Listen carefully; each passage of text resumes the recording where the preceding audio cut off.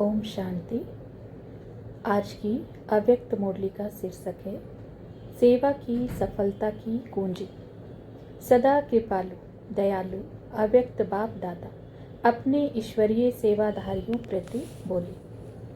आज बाप दादा सर्व बच्चों को किस रूप में देख रहे हैं, अर्थात अपने खुदाई खिदमतगार बच्चों को देख रहे हैं। जो है ही खुदाई खिदमतगार, उन्हों को सदा स्वतः ही खुदा और खिदमत अर्थात बाप और सेवा दोनों साथ साथ याद रहती ही हैं।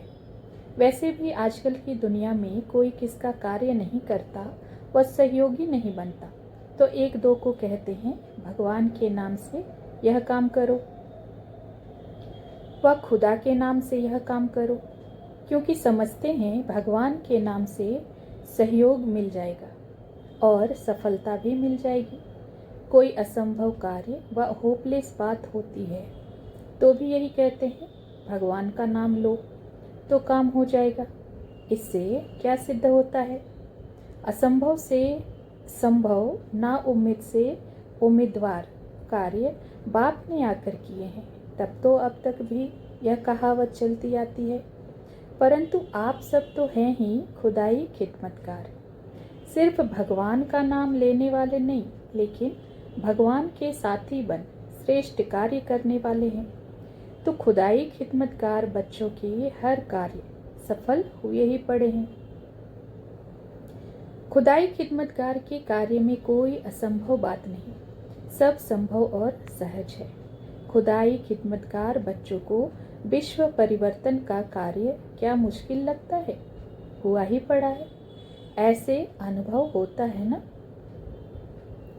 सदा यही अनुभव करते हो कि यह तो अनेक बार किया हुआ है, कोई नई बात ही नहीं लगती। होगा नहीं होगा, कैसे होगा, यह क्वेश्चन ही नहीं उठता, क्योंकि बाप के साथी हो। जबकि अब तक सिर्फ भगवान के नाम से ही काम हो जाते, तो साथ में कार्य करने वाले बच्चों का हर कार्य तो सफल हुआ ही पड़ा है। इसलिए बाप दादा बच्चों को सदा सफलता मूर्त कहते हैं। सफलता के सितारे अपने सफलता द्वारा विश्व को रोशन करने वाले, तो सदा अपने को ऐसे सफलता मूर्त अनुभव करते हो। अगर चलते चलते कभी असफलता या मुश्किल का अनुभव होता है, तो उसका कारण सिर्फ खिदमतगार बन जाते हो, खुदाई खिदमतगार नहीं होते। खुदा को खिदमत से जुदा कर देते हो। इसलिए अकेले होने के कारण सहज भी मुश्किल हो जाता और सफलता दूर दिखाई देती है। लेकिन नाम ही है खुदाई खिदमतगार, तो कंबाइंड को अलग नहीं करो, लेकिन अलग कर देते हो ना। सदा यह नाम याद रहे तो सेवा में स्वतः ही खुदाई जादू भरा हुआ होगा। सेवा के क्षेत्र में जो भिन्न भिन्न प्रकार की स्व प्रति व सेवा प्रति विघ्न आते हैं, उसका भी कारण सिर्फ यही होता जो स्वयं को सिर्फ सेवाधारी समझते हो। लेकिन ईश्वरीय सेवाधारी सिर्फ सर्विस नहीं, लेकिन गॉडली सर्विस। इसी स्मृति से याद और सेवा स्वतः ही कंबाइंड हो जाती है। याद और सेवा का सदा बैलेंस रहता है। जहाँ बैलेंस है वहाँ स्वयं सदा ब्लिशफुल अर्थात आनंद स्वरूप और अन्य के प्रति सदा ब्लेसिंग अर्थात कृपा दृष्टि सहज ही रहती है। इसके ऊपर कृपा करूं यह सोचने की भी आवश्यकता नहीं, हो ही कृपालु। सदा का काम ही कृपा करना है। ऐसे अनादि संस्कार स्वरूप हुए हैं। जो विशेष संस्कार होता है वह स्वतः ही कार्य करते रहते हैं, सोच के नहीं करते, लेकिन हो ही जाता है। बार बार यही कहते हो मेरे संस्कार ऐसे हैं, इसलिए हो ही गया। मेरा भाव नहीं था, मेरा लक्ष्य नहीं था, लेकिन हो गया। क्यों? संस्कार हैं। कहते हो ना ऐसे। कई कहते हैं हमने क्रोध नहीं किया, लेकिन मेरे बोलने के संस्कार ही ऐसे हैं। इससे क्या सिद्ध हुआ? अल्पकाल के संस्कार भी स्वतः ही बोल और कर्म कराते रहते हैं। तो सोचो, अनादि ओरिजिनल संस्कार आप श्रेष्ठ आत्माओं के कौन से हैं? सदा संपन्न और सफलता मूर्त, सदा वरदानी और महादानी। तो यह संस्कार स्मृति में रहने से स्वतः ही सर्व के प्रति कृपा दृष्टि रहती ही है। अल्पकाल के संस्कारों को अनादि संस्कारों से परिवर्तन करो तो भिन्न भिन्न प्रकार के विघ्न अनादि संस्कार इमर्ज होने से सहज समाप्त हो जाएंगे। बाप दादा को अब तक भी बच्चों की स्वपरिवर्तन व विश्व परिवर्तन की सेवा में मेहनत देख सहन नहीं होता। खुदाई खिदमतकार और मेहनत, जब नाम से काम निकाल रहे हैं तो आप तो अधिकारी हो, आप लोगों की मेहनत कैसे हो सकती है? फिर छोटी सी गलती करते हो, कौन सी गलती करते हो? कौन सी गलती करते हो? जानते हो? जानते भी अच्छी तरह से हो, फिर क्यों करते हो? मजबूर बन जाते हो। सिर्फ छोटी सी गलती, मेरा संस्कार, मेरा स्वभाव अनादिकाल के बजाय मध्यकाल के समझ लेते हो। मध्यकाल के संस्कार स्वभाव को मेरा संस्कार, मेरा स्वभाव समझना, यही गलती है। यह रावण का स्वभाव है, आपका नहीं है। पराई चीज को अपना मानना, यही गलती करते हो। मेरा कहने और समझने से मेरे में स्वतः ही झुकाव हो जाता है, इसलिए छोड़ना चाहते भी छोड़ नहीं सकते। समझा गलती क्या है? तो सदा याद रखो, खुदाई खिदमतकार है। मैंने किया नहीं, खुदा ने मेरे से कराया। इस एक स्मृति से सहज ही सर्व विघ्नों के बीज को सदा के लिए समाप्त कर दो। सर्व प्रकार के विघ्नों का बीज 2 शब्दों में है। वह कौन से 2 शब्द हैं जिन शब्दों से ही विघ्न का रूप आता है? विघ्न आने के दरवाजे को जानते हो? तो वह नामी ग्रामी 2 शब्द कौन से हैं? विस्तार तो बहुत है, लेकिन 2 शब्दों में सार आ जाता है। नंबर 1 अभिमान और दूसरा है अपमान। सेवा के क्षेत्र में विशेष विघ्न इन 2 रास्तों से आता है। या तो मैंने किया, यह अभिमान और अपमान की भावना भिन्न भिन्न विघ्नों के रूप में आ जाती है। जब है ही खुदाई खिदमतकार, करण करावनहार बाप है, तो छोटी सी गलती है, इसलिए कहा जाता है कि खुदा को जुदा नहीं करो। सेवा में भी कंबाइंड रूप याद रखो, खुदा और खिदमत।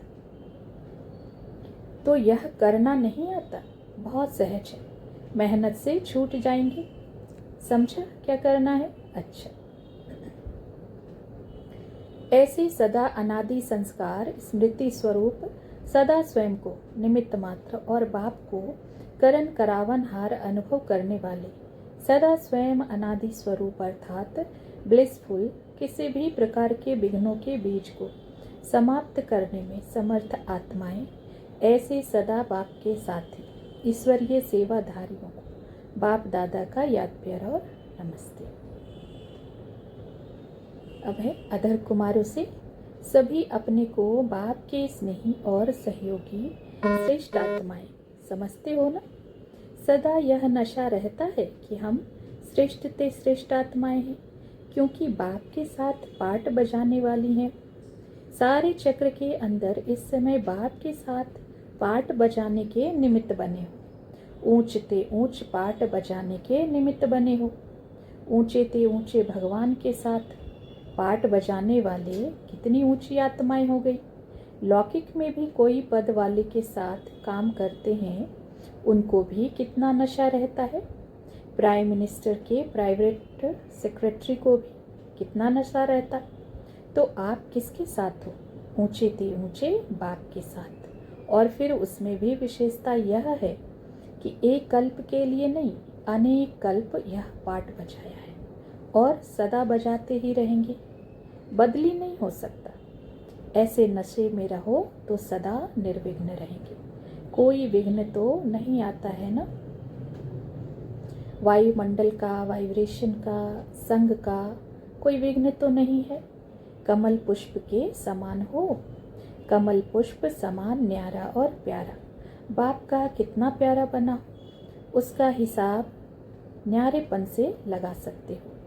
अगर थोड़ा सा न्यारा है, बाकी फंस जाते हैं, तो प्यारे भी इतने होंगे। जो सदा बाप के प्यारे हैं, उनकी निशानी है स्वतः याद। प्यारी चीज स्वतः सदा याद आती है ना, तो यह कल्प कल्प की प्रिय चीज है। एक बार बाप के नहीं बने हो, कल्प कल्प बने हो, तो ऐसी प्रिय वस्तु को कैसे भूल सकते। भूलते तब हो जब बाप से भी अधिक कोई व्यक्ति या वस्तु को प्रिय समझने लगते हो। अगर सदा बाप को प्रिय समझते तो भूल नहीं सकते। यह नहीं सोचना पड़ेगा कि याद कैसे करें, लेकिन भूले कैसे यह आश्चर्य लगेगा। तो नाम अधर कुमार है, लेकिन हो तो ब्रह्मा कुमार। ब्रह्मा कुमार सदा नशे और खुशी में रहेंगे, तो निश्चय बुद्धि विजयी हो ना। अधर कुमार तो अनुभवी कुमार हैं, सब अनुभव कर चुके। अनुभवी कभी भी धोखा नहीं खाते। पास्ट के भी अनुभवी और वर्तमान के भी अनुभवी। एक एक अधर कुमार अपने अनुभवों द्वारा अनेकों का कल्याण कर सकते हैं। यह है विश्व कल्याणकारी ग्रुप। अच्छा, अब है माताओं को। प्रवृत्ति में रहते एक बाप दूसरा ना कोई, इसी स्मृति में रहती हो, यह चेकिंग करती हो। क्योंकि प्रवृत्ति के वायुमंडल में रहते उस वायुमंडल का असर ना हो, सदा बाप के प्यारे रहे, इसके लिए इसी बात की चेकिंग चाहिए। निमित्त मात्र प्रवृत्ति है, लेकिन बाप की याद में रहना। परिवार की सेवा का कितना भी पाठ बजाना पड़े, लेकिन ट्रस्टी होकर बजाना है। ट्रस्टी होंगे तो नष्टो मोहा हो जाएंगे। गृहस्थीपन होगा तो मोह आ जाएगा। बाप याद नहीं आता, माना मोह है। बाप की याद से हर प्रवृत्ति का कार्य भी सहज हो जाएगा, क्योंकि याद से शक्ति मिलती है। तो बाप की याद की छत्र छाया के नीचे रहती हो ना। छत्र छाया के नीचे रहने वाले हर विघ्न से न्यारे होंगे। माताएं तो बाप दादा को अति प्रिय हैं, क्योंकि माताओं ने बहुत सहन किया है। तो बाप ऐसे बच्चों को सहन करने का फल सहयोग और स्नेह दे रहे हैं। सदा सुहागवती रहना। इस जीवन में कितना श्रेष्ठ सुहाग मिल गया है। जहाँ सुहाग है वहाँ भाग्य तो है ही, इसलिए सदा सुहागवती भव। आगे है यूपी और गुजरात जोन। बाप दादा के सामने बैठा है और बाप दादा उनकी विशेषता सुना रहे हैं। सर्व स्थानों की अपनी अपनी विशेषता है। यूपी भी कम नहीं तो गुजरात भी कम नहीं। दिल्ली के बाद यूपी निकला। जो आदि में स्थापना के निमित्त बने हैं, उन्हों का भी ड्रामा में विशेष पाठ है। फिर भी आदि वालों ने डबल लॉटरी तो ली है ना। साकार और निराकार डबल लॉटरी मिली है। यह भी कोई कम पाठ है क्या। कल्प कल्प के चरित्र में सदा साथ रहने का भी यादगार है। यह भी विशेष भाग्य है। अभी भी बाप दादा अव्यक्त रूप में सब पाठ बजाते हैं, लेकिन साकार तो साकार है। साकार वालों की अपनी विशेषता, इन्हों की फिर अपनी विशेषता है। यह अव्यक्त से साकार का स्नेह खींचने वाले हैं। कई हैं जो साकार के साथ रहने वालों से भी अधिक अनुभव अभी करते हैं, तो सब एक दो से आगे हैं। अच्छा, आज यूपी वालों का चांस है। नदियों के किनारे पर यूपी ज़्यादा है।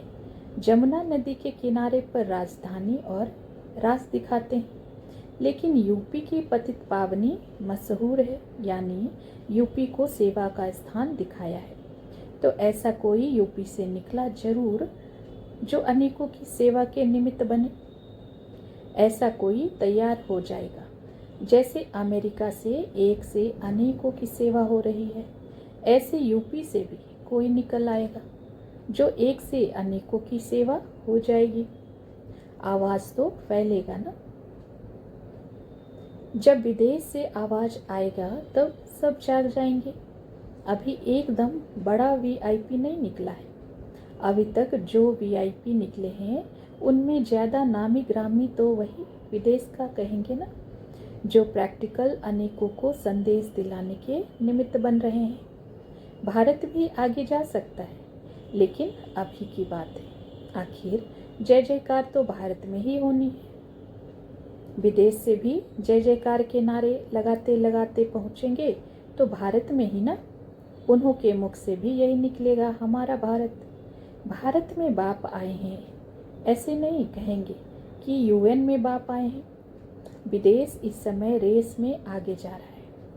अभी की बात है, कल दूसरा भी बदल सकता है। एक दो को देख करके और ही आगे बढ़ेंगे। अभी यूपी का कोई वीआईपी लाओ, पतित पावनी, कोई को पावन करके छू मंत्र करो। गुजरात वृद्धि में नंबर 1 हो गया है। वीआईपीज भी स्टेज पर आ जाएंगे। ऐसे वीआईपीज हो जो बेहद की सेवा करें। गुजरात में किया, वह तो छोटा माइक हो गया।